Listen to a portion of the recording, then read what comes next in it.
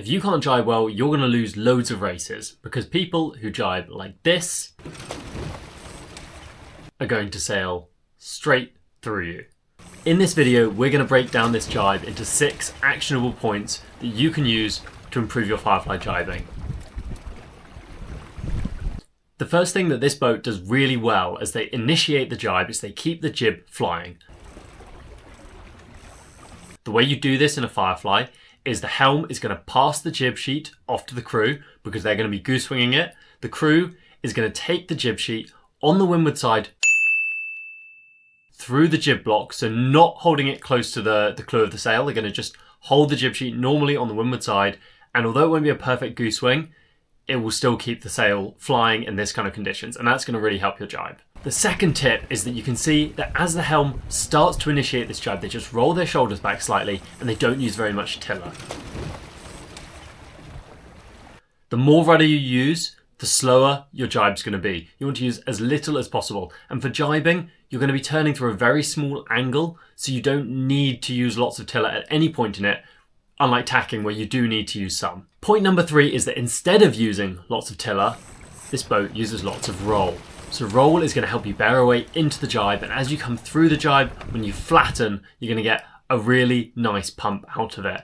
And that leads us straight into point number 4, which is one of the reasons why boats are sometimes afraid to use too much roll in their jibes, unlike in their tacks where they use plenty of roll. In their jibes, people are really worried about over flattening the boat.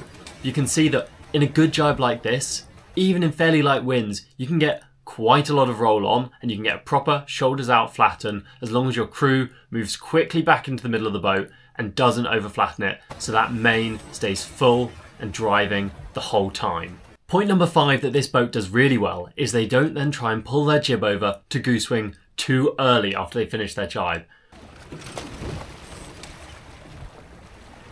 For a goose wing to actually drive you forwards, you need to be dead downwind, and you don't want to be trying to pull the jib over when it's not ready to goose wing, because that's going to really slow you down, and it's going to result in you moving your tiller around. It's going to result in you slowing the boat down in more ways than just the sail being backed. So what should happen is the helm should call to the crew when they're dead downwind, and at that point the crew can give a little flick on the windward jib sheet and it will pull the jib into a perfect position for the helm to reach around the shroud and just take the corner of the jib. What you really don't want is the helm reaching around, fumbling, trying to grab it. It should be a really slick movement. Even in this video, you can see that the jib actually gets caught slightly on the jib stick fixing on the firefly mast.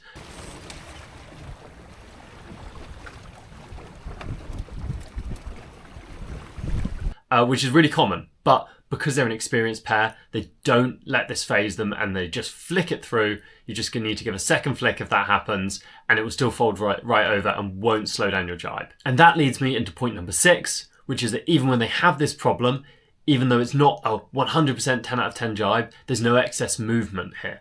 So once they finish the jibe, once they flatten the boat, they're then trying to keep as still as possible and they're in a downwind speed mode. The quicker you can get set into sailing downwind with the board up and going fast again, that's where you're going to get loads of speed compared to competitors, because you want all of your jibes to be consistent and straight back into a downwind position, sailing fast. If you implement all 6 of these tips, I guarantee your jibes are going to be faster. Thanks for watching.